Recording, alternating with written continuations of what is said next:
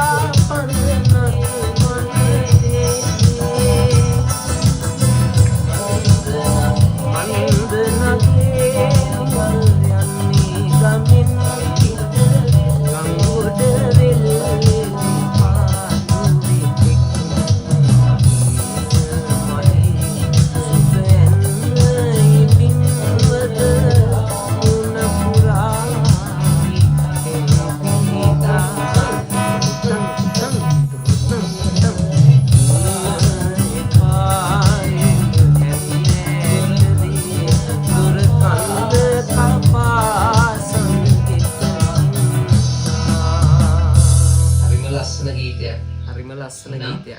ගීතේ හොඳට ෆලෝ කරන්න, ආගේ ආදරණීය කමෙන්ට් එකක් දාන්න, ආගේ ආදරණීය ලයික් එක දාන්න, ලයික් එක දාන්න, යාළුවන්ට දරුවන්ට ආදරය කරන්න. ආදරය ඔයාලට. ජය වේවා ඔබට.